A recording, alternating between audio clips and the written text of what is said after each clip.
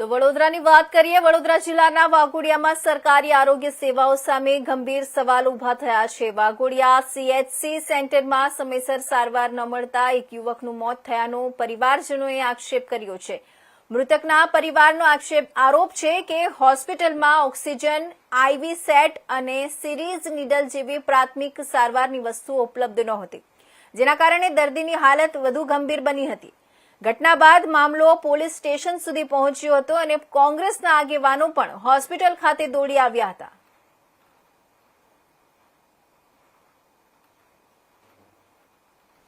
આમાં સરકારશ્રીની કેટલી બેદરકારી છે એ તમને આના દ્વારા સાબિત થશે કે પીએચસી સેન્ટરની જગ્યાએ સીએચસી સેન્ટર બનાવવામાં આવ્યું છે વાઘોડિયાને।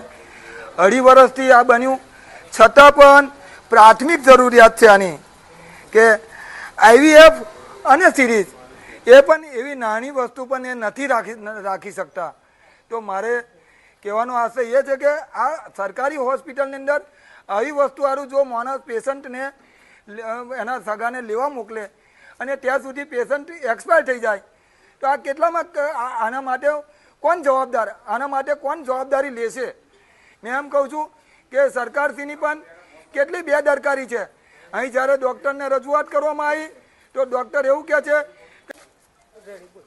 મારા ભાઈને મેં 2 દાડા મહેમાનગીરી તેલ લાવી હતી, પણ રાત્રે એને હોફનો વધારે ઉપયોગ થયો તો મેં સવારમાં દવાખાને લાવી, પણ અમે ખાનગીનમાં લઈ ગયા હતા તો એ સર નહોતા આવ્યા તો અમે સરકારીમાં લાવ્યા। તો સરકારીમાં તો સહેજ જ વારને મારા ભાઈને એક બોટલ પણ નહીં ચડ્યો, એટલામાં તો મારો ભાઈ એ થઈ ગયો। હવે અમારે શું કરવાનું? અહીં આગળ શું નામ છે તમારા ભાઈનું? મારા ભાઈનું મહેશ નામ।